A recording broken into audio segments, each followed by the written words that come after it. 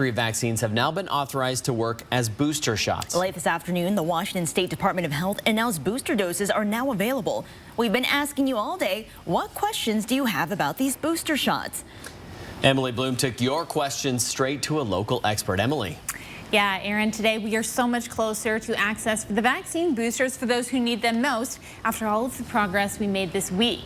The CDC, FDA, and the Western States Scientific Safety Review Workgroup now all giving the green light for boosters and even the flexibility to mix and match these vaccines.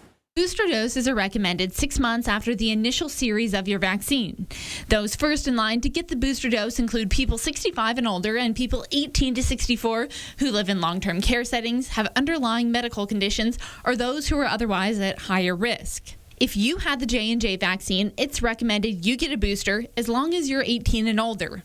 Essentially, that completes your primary series. And you don't have to stay committed to the vaccine of your initial first or second shot. Experts are telling us, go ahead, mix and match. There's some evidence that boosting with maybe something from a different type of vaccine, having Johnson and Johnson initially, then boosting with Moderna, for example, will give you an even better immune response. Moderna's booster vaccine will be the only one giving a smaller dose as compared to the first two. It's a half dose, which is really all that they found was needed to stimulate a really strong immune response. Some people are wondering if this is what the future is going to look like. A booster every 6 months? Right now, it's hard to say. Once we have these booster doses, the next question will be how long does that immunity last? Women who are pregnant and breastfeeding, the recommendation is the same. You can get the booster 6 months after the initial dose, regardless of if you're pregnant or breastfeeding. Whatever you experienced in your primary series is what you might expect to experience with the third dose or the booster dose. And we've seen breakthrough cases, and as a result,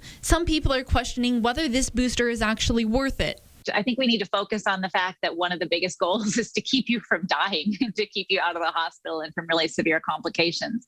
And so what I say to those... And this is very important. The booster dose is not the same as the third dose. For those with compromised immune systems, the third dose comes 28 days following the second dose, completing the initial series for the immune-compromised individuals.